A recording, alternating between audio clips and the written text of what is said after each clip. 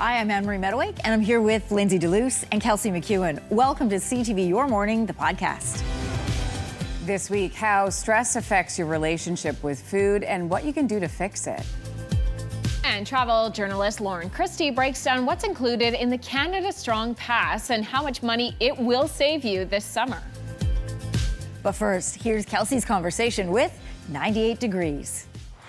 It is a full circle moment for 98 Degrees. The iconic boy band has a new album out featuring some new songs plus re-records of fan favorites like this one. Take a listen. You're my sunshine after the rain. You're the cure against my fear and my pain. They are currently on tour with a few stops here in Canada, one of those stops being right here in our Your Morning studios. And we are pleased to welcome all four members of 98 Degrees, Nick Lachey, Drew Lachey, Jeff Timmons, and Justin Jeffrey. Welcome to the Your Morning studio. Thanks for having us. Appreciate it. How does it feel being back in the building? Great. It's a little different. Yeah. A little different. Yeah. In fact, it is so different. You guys were back in the old Much Music studio back in 1998, fitting with 98 Degrees, and we have some footage. Would you like to see? Yeah. Okay. Sure. So this is the four of you playing a little game of what do you love about Canada? Back to the U.S. One of them being that Canada has an amazing health care program. I mean, everybody gets health care. There's a lot of things about Canada, so there's plenty to choose from, and I'd have to say there are so many beautiful women here in Canada, and there are quite a few that I would love to take back with me. We got to spend some time in Vancouver and up around that area, and I just think the outdoors are beautiful, especially here in Canada. You got clean water, clear skies, so I just really love the environment up here in Canada. And I think for me, I like to take back a nice case of Molson, because Canada's got some great beers for those who drink responsibly. It's crazy how things haven't changed that much. The drinking, the girls. Hey, I was keeping it real. You guys were all trying to be politically correct. I was keeping it real. Okay, so we got the girls, we got the environment, we got Healthcare, healthcare. Healthcare, yeah. I love that. Are the answers the same today?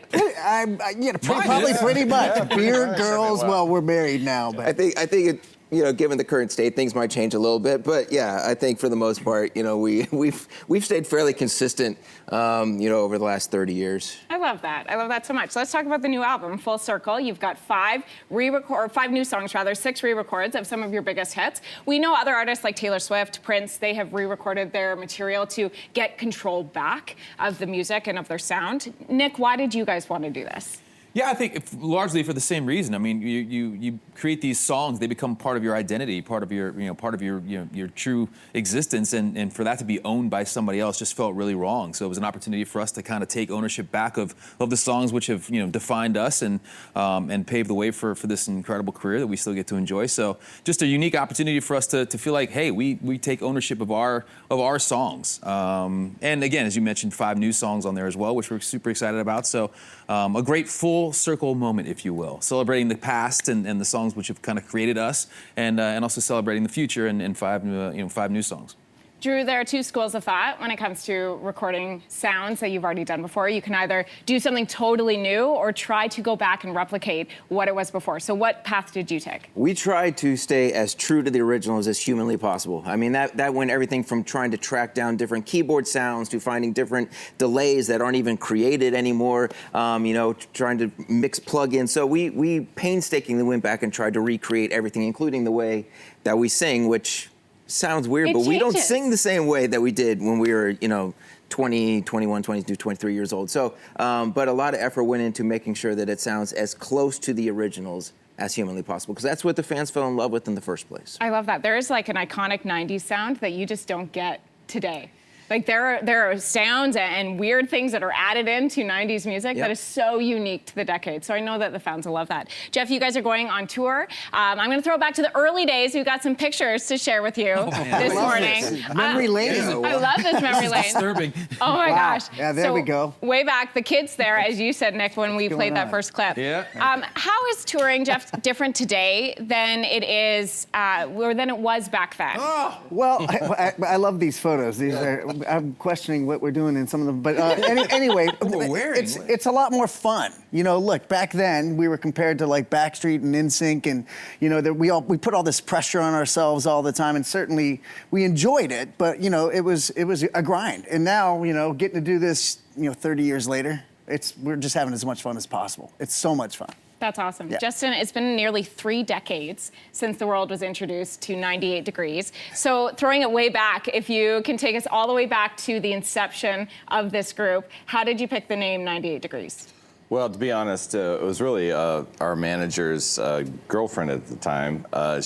We had a long list of terrible names, really, really bad names. Give me some examples. My favorite was Spontaneous Combustion. That was my personal favorite. I stand by it. Next issue, us. We would have sold 20 million more records if we'd been called. If your name was Spontaneous Combustion, that for me puts you in in a totally different genre than pop music. It sounds like puts more us of out a of rock. business is what Right? Oh my gosh. Well, I'm glad you stuck with 98 Degrees. Any one of you can take this next question. Is there a moment from your career where you look back and you think, that's it? That's the moment that we knew we were going to make it. Is there a moment, or does it come over time? I think we probably all, you know, kind of have different things, but we can all agree on the duet we did with Stevie Wonder for the Disney film Mulan. That was kind of one of those bucket list moments where, you know, if Stevie Wonder's agreeing to do a song with you, and Stevie Wonder wants to do the Tonight Show with you, and you know, that is a true sign that you have, at least in Stevie Wonder's, you know, perspective, you've made it. So, you know, that I think for us, that's one of those big moments. That's one, and not just to say this because we're here, but Canada. When we were on Much Music, here we had a song out in the United States. We weren't really being marketed to the public there for whatever reason.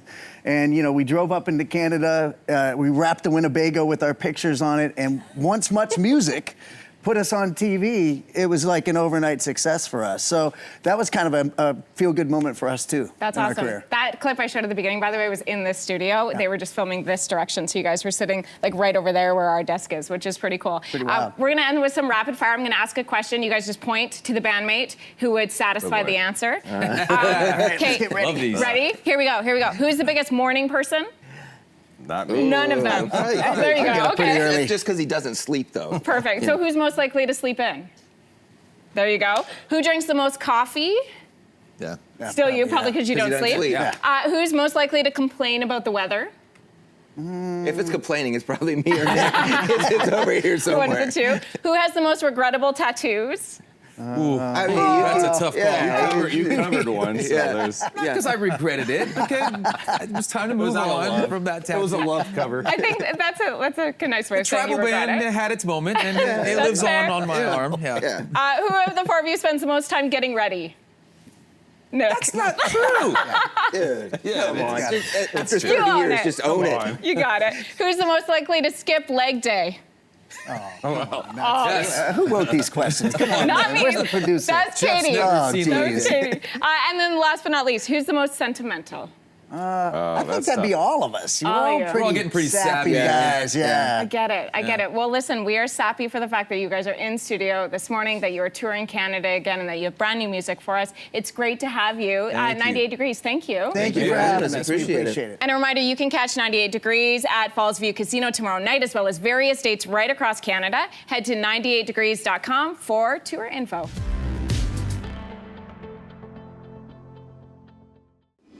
Years since Jaws first hit theaters, it was a film that terrified people heading to the beach, permanently altering our perception of the underwater predator. Got lifeless eyes, black eyes, like a doll's eyes.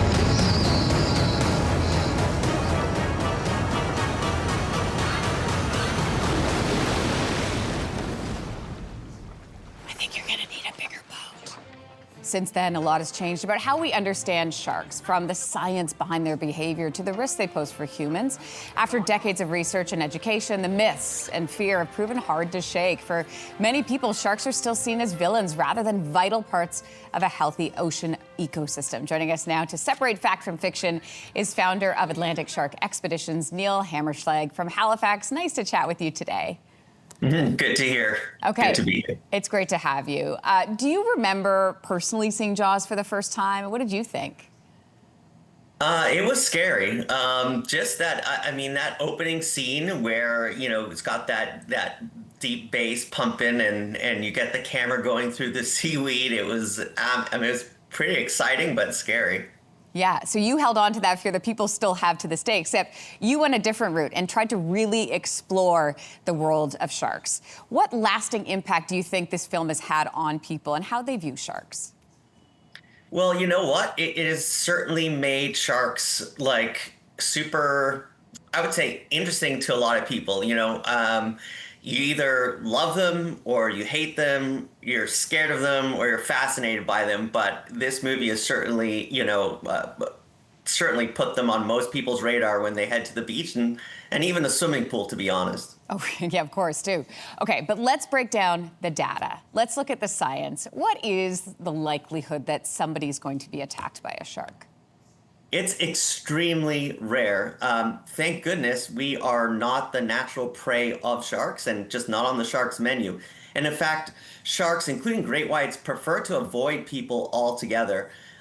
So it's really, bites are so rare and it's more of being in the wrong place at the wrong time. I mean, you have more of a chance of falling and dying at a beach over a sandcastle than you do of actually being bit by a shark. Oh, that's a good visual. You spent years studying shark behavior all over the world. What are the biggest myths about sharks that you'd like to clear up this morning? Well, I think there's this idea that, and certainly it's one that's perpetuated in that film, which is that there are these mindless killers and, they pretty much just feed and reproduce and feed and just head out to and stalk these beaches. But that's nothing close to what these animals are. They are smart, they are curious, they are beautiful, they are social, they're strategic, certainly not mindless killers. And one other thing is that they're not voracious hunters. Sharks actually feed quite little. They are not constantly eating. So they're quite complex animals. What are the coolest things about sharks that we may not know? Wow, there are so many cool things about sharks. So there's over 500 different species of sharks. The biggest shark is the whale shark, and it grows to be, up to 60 feet long, and it eats just plankton, little, small little floating fish and pieces of organic material. And the smallest shark can fit in the palm of your hand. It's just 6 to 8 inches, about the size of a cigar. So they come in all different sizes and shapes. And I think probably the coolest fact, a recent fact about sharks, is they are the oldest living vertebrate on Earth. One species of shark, the Greenland shark, which is actually found in Canada, in Atlantic Canadian waters, can live over 500 years old. Starting right now, your summer adventures just got a serious upgrade. Yeah, the new Canada Strong Pass gives you free or discounted access to so many different things. Parks, museum, and historic sites across the country all the way until September 2nd. So the question is, where should you go and how much can you save? Travel journalist Lauren Christie has some of the highlights. Something very exciting, very Canadian kicks in today. The Canada Strong Pass allows visitors to get free or discounted admission to some of the country's most iconic sites until September 2nd. So this includes a lot of the national parks, historic sites, museums, via rail tickets. Here's an example for you. Someone planning to go to the Fortress of Louisbourg in National Historic Site in Cape Breton, they'd normally pay almost $20 per adult, while the kids are free. And this summer, both kids and adults will be free. That's a good savings. So joining us to help us know the best places to visit and where you can save some money is travel journalist Lauren Christie. Lauren, great to see you. I know you are very excited about this, as am I. I want to use, let's say, for example, a trip from Montreal to Toronto on Via Rail, just to demonstrate the savings. So someone, a young adult between the ages of 18 and 24, will now pay $54. That's using the Canada Strong Pass. Regularly, it would cost them $72. So, I mean, this is a great way to see our country over the summer. What are some of the other savings included? Well, with Via as well, as you pointed out there, that's 25% discount, and that's on any route across the country, and that is in economy fare only. And then for kids under 17, it is totally free. So if you're talking about a family traveling, that's huge. And then when it comes to the parks themselves, of course, there's free admission to every single national park across the country, regardless of your citizenship. So you can be a visitor from anywhere that you want to come, that you come from.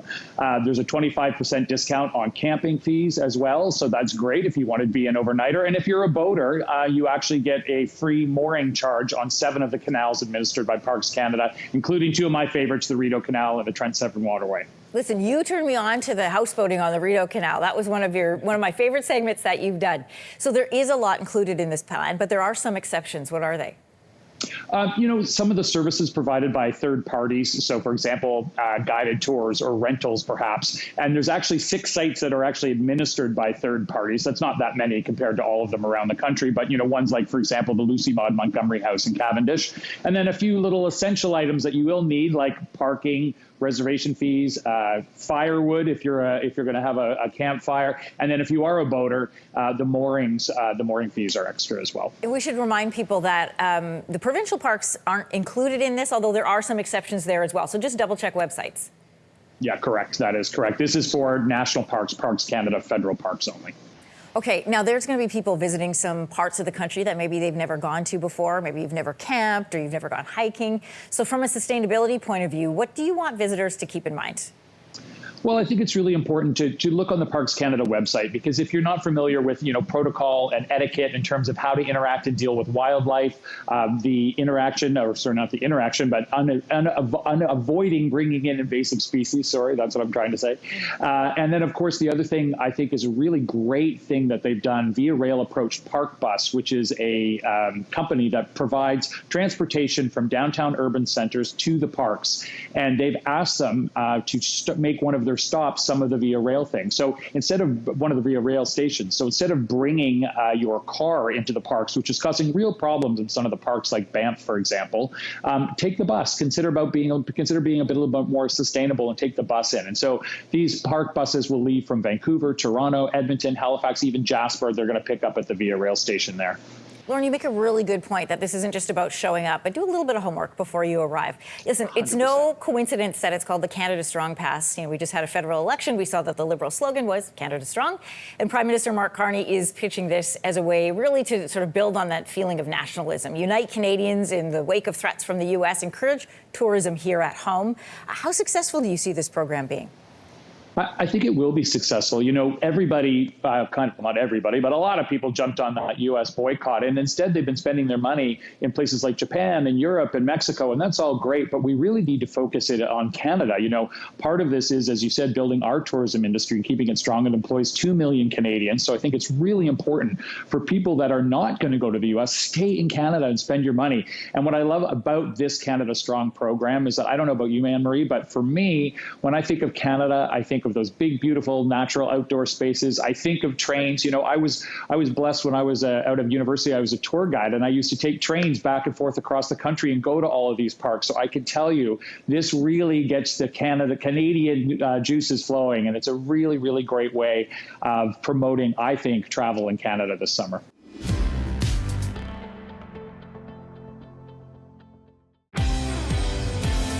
You're listening to Your Morning, the podcast, where we bring you some of our best conversations from the week. Join us live on CTV every weekday, 6 to 9 a.m. Eastern, 7 to 10 a.m. Atlantic on CTV CTV News Channel or on your CTV News app. Tara Lowry is bringing you some big deck energy. Yeah, okay, that's the name of her new book, by the way. Very clever. She has been reading tarot cards for 35 years, and now she's sharing her experiences in a brand new book. From what tarot really is to how you can use it to help navigate what life throws at you. And Lindsey, Tara Lowry gave you a reading. Here's that now. We are starting the week with some big energy, some big deck energy. I have to slow that down for myself. Courtesy of Lori Deanne, aka Tarot Lori. She has been reading tarot for 35 years. She's known for her down-to-earth style, and she's now sharing everything she knows in her new book called Big Deck energy. It is a deep dive into what tarot really is and what it isn't, how the cards work, what kinds of questions you should ask, and how to reframe what life throws at you.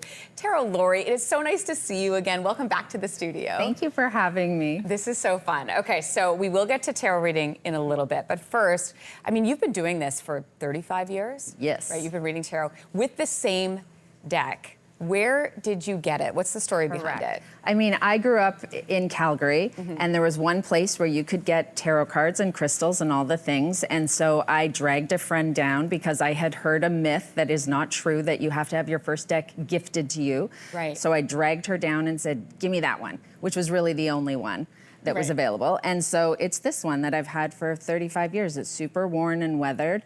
And it's my sidekick. I dedicated my book to my deck. Yes, you did. Lots of energy there. Okay, so but with this, I understand that when you got it, you lost like basically the instructions, for lack of a better term, right? So then you have to figure it out on your own. How did you do that? What was that process? Well, that was such a good turning point. It was the best thing that could have happened because when I lost the book, I was on my own and I had to rely on my intuition. I mean, I was mentored by a legit broom-toting spell-casting witch who, it was sort of orally passed on to me. She just would tell me about the cards and I'd sit and take notes, and then I lost all of it and I was on my own.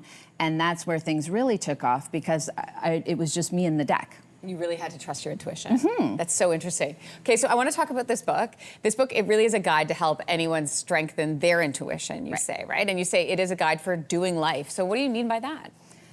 Tarot is a tool that can be used for self-discovery, for healing, for guidance. It's not predicting. It's not going to tell you you're going to meet Fred at Starbucks on Wednesday or say goodbye to the dog or anything goofy like that. It's just meant to give you like a little peek of what's going on energetically, to tell you what might be getting in the way, what's possible, what you need to work on. No one gets through a full reading with me without some homework. Okay, well, that's good. Yeah, it's meant to be. I always say it's like a conversation with your soul, and I'm the interpreter, but it's kind of like therapy in a box if you want it to be. Can we do this? Yes, Can we do a please. reading? Oh my gosh, I'm so excited. Okay, I always knock it to give a little energetic palate cleanser. Okay. Okay. What happens? You are just going to say out loud, what do I need to know right now? What do I need to know right now? Pull one card, don't look at it, put it face down so I see. Okay, face down.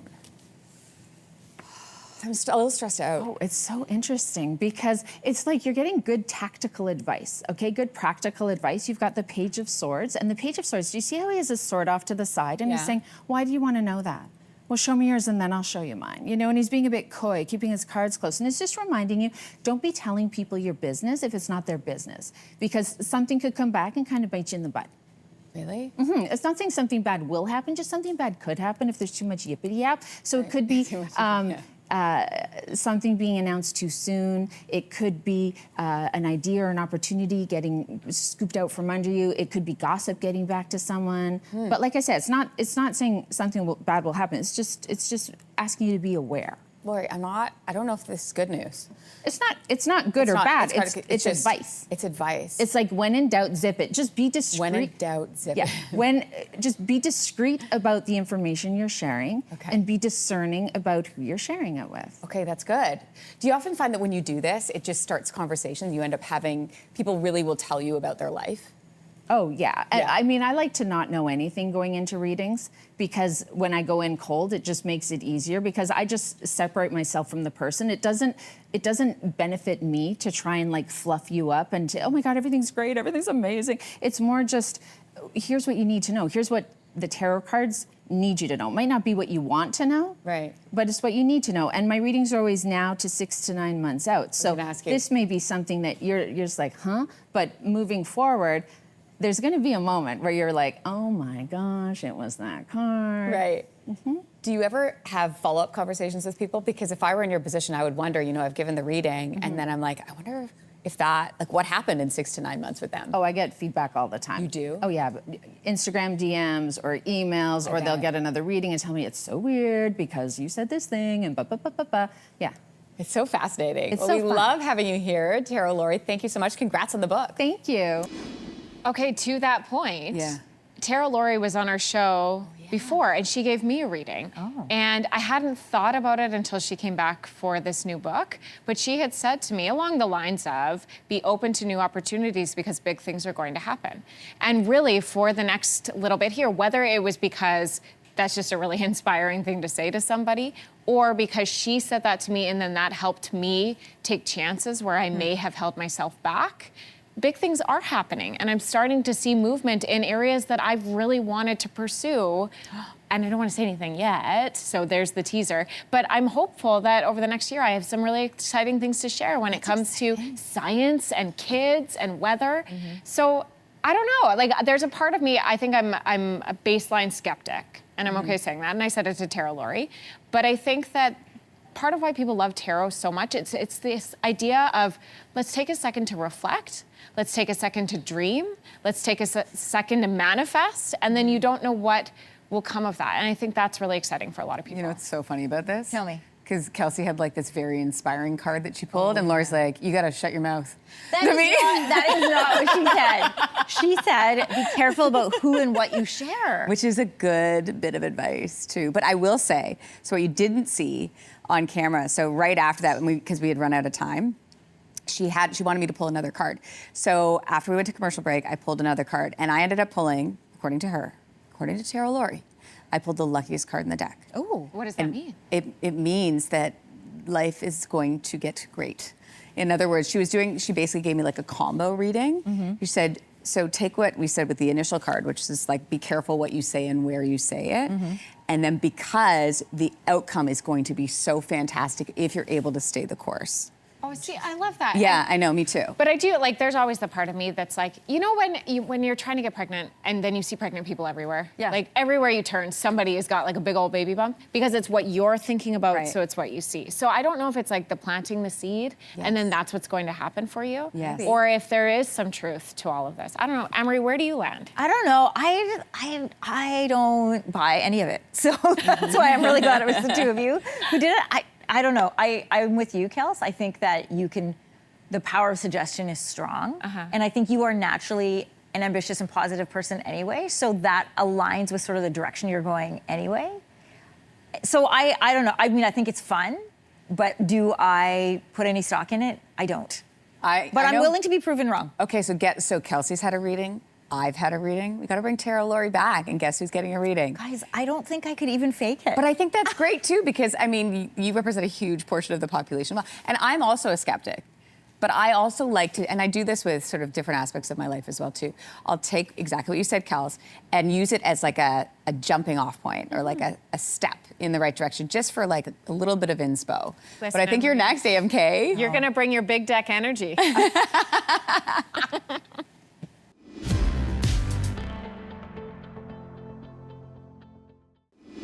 So stress is a big part of life. We know that. But when it piles up, it really can start to seep into other aspects of your life, things like what you choose to eat and when. Yeah, some of us will reach for snacks. Other people can lose their appetite altogether. So what is really going on, and how do we break the cycle? Mental health expert Kelsey Ngozi explains. Okay, let's talk about stress. It's always going to be part of our lives, but dealing with too much of it can affect our health in all sorts of ways. Our eating habits are one of them. When things get tough, some of us either use food for comfort while others shut down their appetites. So the question is, why does this happen? And how can you get your eating back on track even during stressful times? Mental health expert Kelsey Ngozi joins me now with some answers. Great to have you back. Thanks for having me. So I get this, and it can be so hard when you are dealing with a lot of stress to either prioritize food or walk away from the things that you know don't feel good, but you're still so drawn to. So stress and food, it's a rising problem for some people. You say this, how come? Well, let's label it. It is not just North America. This is a global issue. Now, food is something that provides comfort for a lot of us. So when we're living in a fast-paced environment, we've got societal pressures, and let's talk about convenience. It's so much easier to pick up something on the side of the road through drive-through than it is to cut up carrot sticks and celery sticks. So people are doing it, and unfortunately, it's unhealthy. Yeah, it is. So what's the correlation here between stress and food? What's going on within our bodies that causes all of this to happen? Well, stress is like our fight or flight response. So what's happening is the cortisol and the adrenaline are being activated and released. And then you've got our neurotransmitters, which has our serotonin and our dopamine, which influences our cravings. So you might be craving chocolate. I might be craving things like biscuits and donuts and French fries, but it's like a vicious cycle. It is, and then there's effects that happen after that. So then you eat all of those things, which in the moment feel like the great choice, and then afterwards you might feel unwell, you might be hard on yourself. There's all like this cyclical action that ends up happening that results in not great feelings at the end of it. So you've got things like gastro issues, like you mentioned, but then there's things like binge eating and restrictive eating, so it's all over the place, and it's emotional. So some people are overeating, they're undereating. It's really, really hard for people sometimes to navigate the preferences of food and making sure that they know that if you overeat, it's unhealthy, it's not gonna make you feel good. So what are some of the signs that we should look out for that there's something bigger going on here, that it's stress really impacting how we're managing our food? Well, look at your patterns. What's your pattern of eating? Are you eating consistently? Are you on a schedule? What are these thoughts and feelings that are going on in your mind? Is it negatively affecting your mental health? Are we participating in things like the binge eating and restrictive eating that we talked about? Emotional eating, because when we're stressed, I'm gonna grab a donut, I'm gonna grab some ice cream, and I'm just gonna watch Netflix all day, right? So these things are negatively impacting our ability to move forward. Well, and I love the second point on this board that you have here, guilt or shame about eating habits. If that's becoming a large part of your mental work that you're having to do to work yourself out of that guilt or shame, or maybe you're just stuck in that guilt or shame, that's a point where you can say, hey, there might be a problem here. Yeah, absolutely, and talk to somebody about it, right? Because it's important to get a hold on it before it gets too far. I love you say talk to somebody about it, because there's so many things that people can do to help regulate themselves and their eating during stressful times. What do you recommend? We can do journaling. There's meditation, there's mindfulness, talk to somebody, whether it's a social support or therapy. I think we need to talk about therapy more, that it's okay. There's like the stigma attached to it, but you can go and say, listen, like I feel like the stress and these negative emotions, I don't know how to deal with them. I know I'm overeating, I'm gaining weight, or maybe I'm losing weight. How can I look at that correlation and then talk to a psychotherapist, a therapist about it? All right, so a statement from BTS, more festival info from Bonnaroo, and some noteworthy AI news. Journalist Emily Hanskamp shares details on some headline-making music news. Teddy Wilson had a chance to sit down with her. Here's that conversation. Let's start with music festivals. Obviously, post-COVID, a lot of festivals have been struggling, and there's some news from Bonnaroo, right? What's going on? Yeah, so Bonnaroo, huge festival based out in Manchester, Tennessee. So they had a 4-day festival. Day one went as planned, and then they ended up canceling it after day one because of rain kind of flooding the campgrounds. Now, that is a bad story, sad story in and of itself, but the issue here is that they said, okay, 75% refund for those who had a 4-day ticket. 75%? 75, not 100. That did not go down well. Petitions over this past week have been circulating, and now they just announced they will be giving 100% refund. The sad part here is that yes, people were getting the money in their pockets, but now they're saying they're taking a step back. No definitive dates for the next festival. At a time when festivals are really suffering, it's not good news for us to see the industry, another festival potentially taking a step back here. Yeah, that's too bad. It's a tough time for festivals, as you said. Let's turn now to K-pop, obviously the phenomenon that's taken over the world. And let's turn to BTS, obviously one of the biggest in the game. All 7 of their members now done their mandatory military service. Is this right?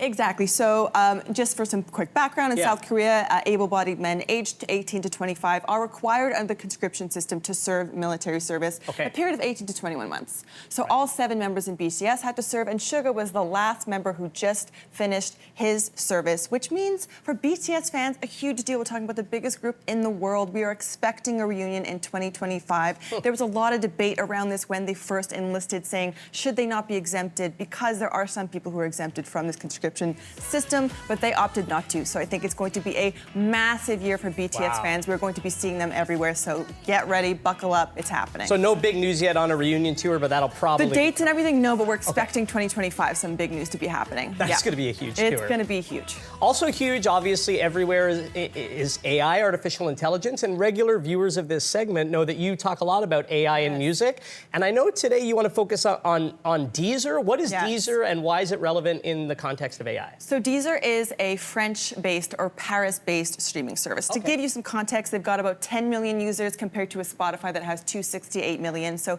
they're a relatively small player, but still significant. And what they're doing is they're really trying to fight back against fraudulent AI-generated music. We are seeing this flood the streaming platforms. No one's really doing anything about it. They are, on two ways. First, they have a report that's coming out that they've released information transparently to say the amount of AI music that is flooding these streams and these systems. They're saying 18% of songs uploaded a day. It's about 20,000 songs are strictly 100% AI.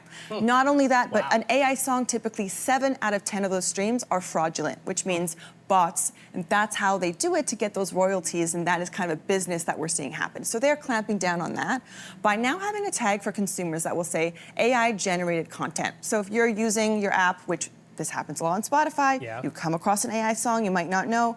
Well, on Deezer, now you will know, and this is very significant because consumers need this information to know what content am I listening to is human-generated and what is AI-generated, something we're all going to have to continue grappling with. So I support Deezer hard here. So you think this is a great move? This is a great move. We're not seeing the big kind of parties and the big players lean into this, but I'm very excited by it. Speaking of the big players, the company that you love, no, I'm just kidding, you actually call them the ultimate bad guy in the game, Spotify. There's calls for like an FTC, a Federal Trade Commission investigation with them. What's going on? Yes, ultimate bad guys in the game. I 10 toes down on that. So basically, recently Spotify launched a new bundling system, they called it. So if you were a premium user, specifically in the US, not only do you have access to music, you now have access to audiobooks. Why did they do this, Teddy? Well, because in the US, if you bundle other legitimate services with music, you are entitled to pay less royalty, less royalties to the artists. We are looking at an approximate estimated $230 million that have been taken away from songwriters and publishers since this happened. So there are some senators who are now pushing the FTC into investigations for two reasons. One, this push and this subscription bundling change was done kind of under the radar of users who their monthly fees went up a couple bucks they might not have even known without their requests or permission. And two, they're saying this is bad in terms of royalties, and in the industry, in the creative industry and supporting artists, we can't have these royalties scaled back even more. We have to be watching Spotify. We have to be watching Daniel Ek, who just invested almost $700 million in an AI defense military firm, I will add. Wow, interesting. This is important, what platforms we're using and how it's contributing or taking away from artists.